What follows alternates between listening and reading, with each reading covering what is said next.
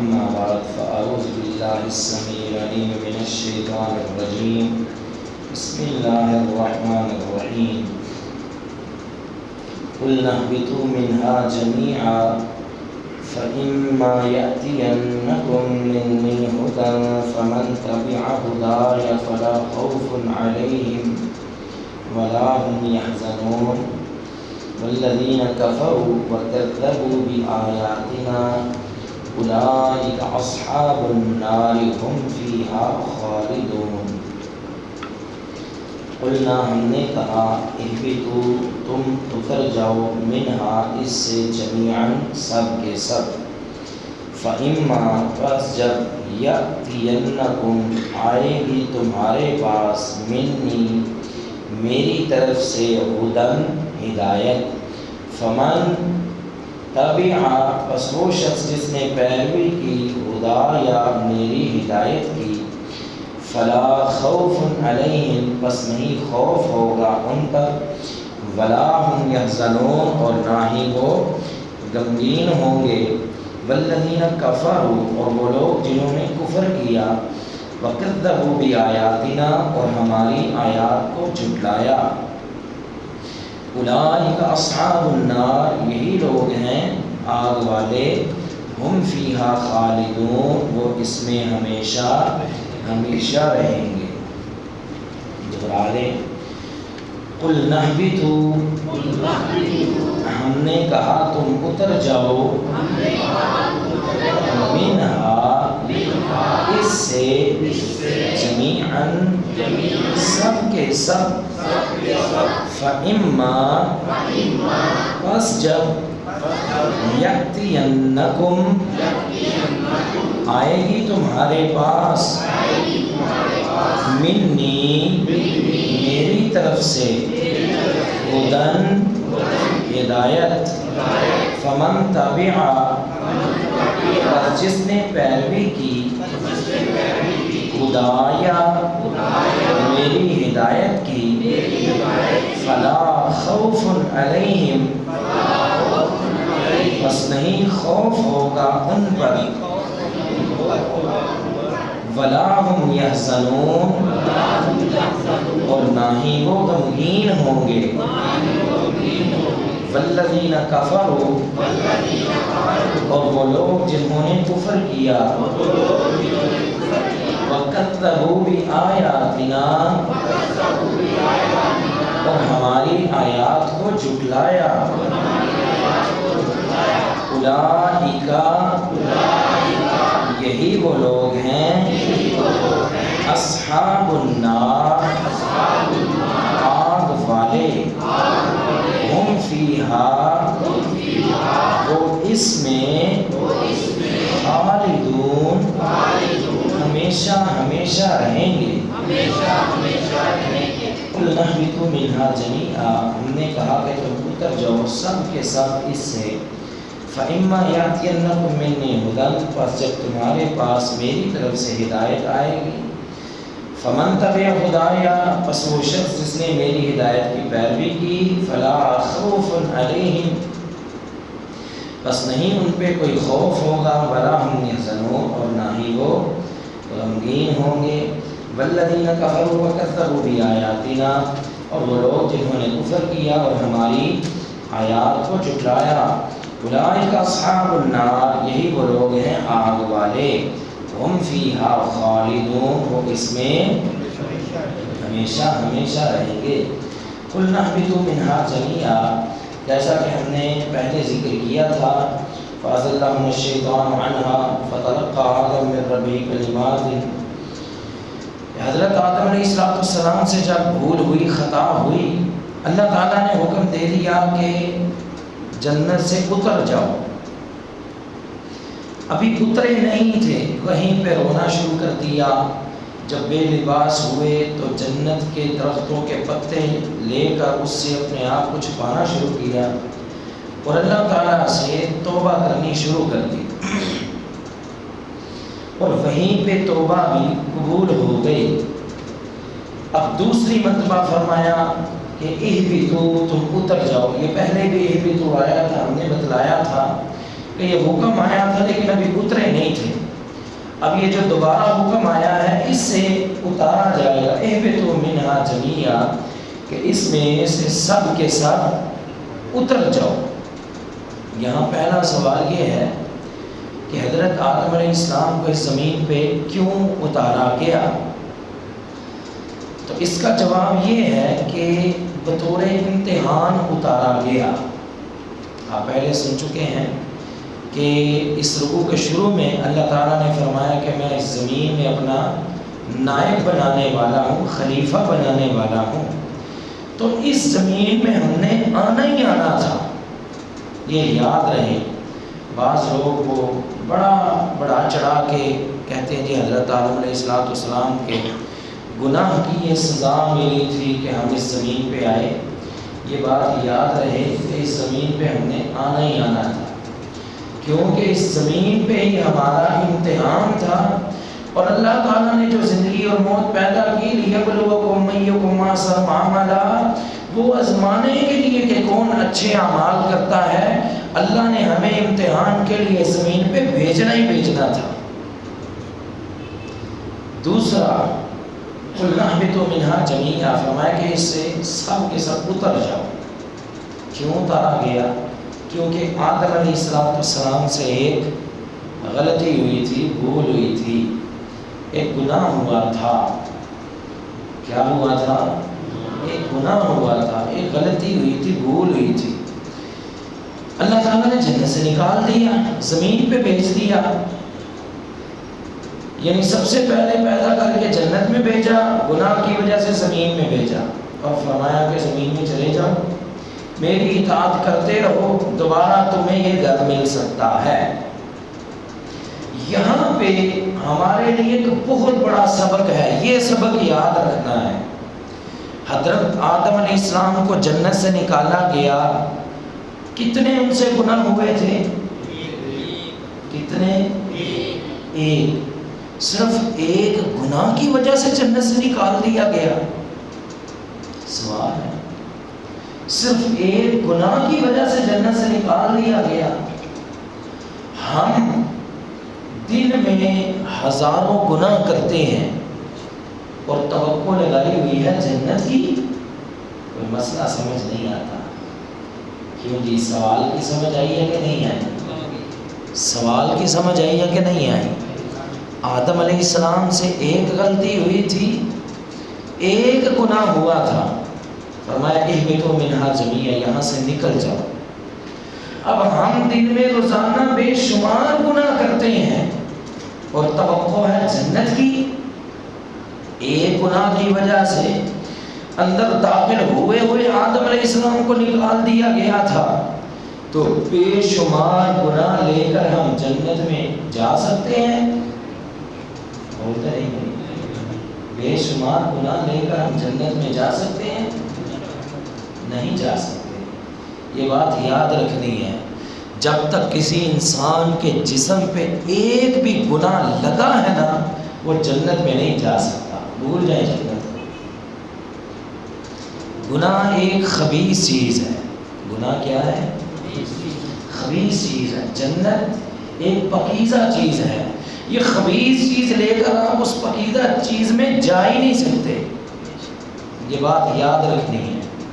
آدم علیہ السلام سے خطا ہوئی، ان کو تو جنت سے باہر نکال دیا گیا، ہم اپنے جسم پہ ہزاروں لاکھوں کروڑوں گناہ لے کر جنت میں چلے جائیں، کیا ہم آدم علیہ السلام سے زیادہ افضل ہیں؟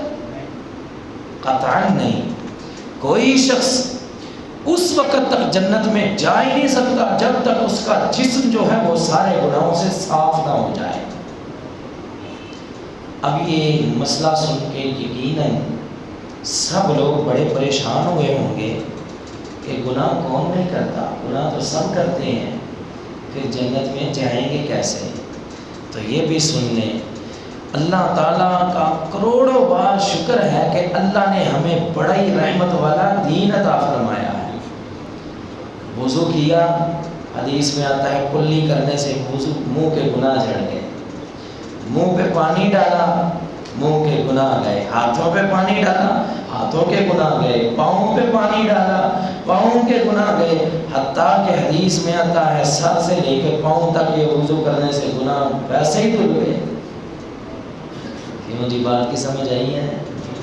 نماز پڑھی، نماز سے گناہ معاف، روزہ رکھا، روزے سے گناہ، بولے نا روزے سے گناہ، ابھی تلاوت کی ہے، قرآن مجید پڑھنے سے گناہ، مسجد کی طرف چل کے آئے، قدم قدم پہ ایک ایک قدم کے بدلے میں اللہ گناہ معاف کرتے ہیں۔ اچھا ابھی پھر بھی جسم پہ کوئی نہ کوئی گناہ باقی ہے، جب ہی اللہ کے سامنے آئے، ربا جو ہمیں یاد ہے وہ بھی معاف کر دے، جو نہیں یاد وہ بھی معاف کر دے، اللہ جو چھوٹے گناہ وہ بھی معاف کر دے، جو بڑے گناہ ہیں وہ بھی معاف کر دے۔ کیوں جی یہ جسم گناہوں سے صاف ہوا کہ نہیں ہوا؟ اللہ اکبر۔ قیامت کے دن بندہ اللہ کے دربار میں جائے گا، اللہ دیکھیں گے، بعد افراد وہاں بھی گناہ لے کر جائیں گے، اللہ کریم جسے چاہیں گے اپنے فضل و رحمت سے وہاں بھی اس کا جسم گناہوں سے صاف کریں گے، پھر ہی جنت میں بھیجیں گے۔ ہاں کچھ ایسے ہوں گے جن کے جسموں پہ گناہ لگے ہوں گے، جنت ان کی ہوگی، جسم پہ گناہ لگے ہیں، اللہ کریم ان کو جہنم میں پھینکیں گے، وہ اپنے گناہوں کی سزا بھگت لیں گے، ان کے جسموں سے جب گناہ جل جائیں گے پھر وہ جنت میں جائیں گے۔ حتیٰ کہ بعض حدیث میں آتا ہے جب وہ جنت میں چلے بھی جائیں گے نا، ان کے ماتھے پہ جہنمی لکھا ہوگا۔ تو گناہ لے کر کوئی شخص جنت میں جا سکتا، اس لیے میرے پیارے بھائیوں بزرگوں ساتھیوں، ہم نے پچھلی نشست میں بھی یہ بات عرض کی تھی کہ توبہ کے منہج کو اپنائیں، قدم قدم پہ توبہ، قدم قدم پہ استغفار، چلتے پھرتے بیٹھے اپنی زبان کو اللہ کے ذکر سے تر رکھیں اور استغفار کا وظیفہ جاری رکھیں۔ استغفر اللہ واتوب الیہ پڑھتے رہیں تاکہ جتنے ہمارے جسم پہ گناہ ہیں وہ صاف ہوتے رہیں، قیامت کے دن ایسے ہی ہم جنت میں چلے جائیں، اللہ ہم سب کو بغیر حساب کے جنت کا داخلہ عطا فرمائے۔ تو فرمایا کہ قُلْنَا اهْبِطُوا مِنْهَا جَمِيعًا، فرمایا کہ اتر جاؤ اس میں سے سب کے سب، کتنے تھے؟ 3، اس لیے جمیعہ جمع، سب کے سب اتر جاؤ۔ فَإِمَّا يَأْتِيَنَّكُم مِّنِّي هُدًى، اب جنت سے تو نکال دیا گیا، اب دوبارہ جنت لینی کیسے ہے؟ فرمایا فَإِمَّا يَأْتِيَنَّكُم مِّنِّي هُدًى، پس جب تمہارے پاس آئے گی ہدایت، کہاں سے؟ یہ سوال اے پیارو ہم کہتے ہیں جو آپ کے ذہن میں سوال ہے نا وہ مولویوں سے کم حل کروایا کرو، اللہ کے قرآن سے حل کرواؤ۔ ہدایت کہاں سے آئے گی؟ کہاں سے آئے گی؟ اللہ کی طرف سے۔ اور مزے کی بات کیا ہے، ابھی ایک آیت ہے یہ ترجمہ سنیں، فَإِمَّا، پس جب یَأْتِیَنَّکُم آئے گی تمہارے پاس، مِنِّی میری طرف سے، مِنِّی ایک اللہ کی طرف سے، ہدن ہدایت، فَمَن تَبِعَ، بس جس نے اتباع کی، ہدا یا میری ہدایت کی۔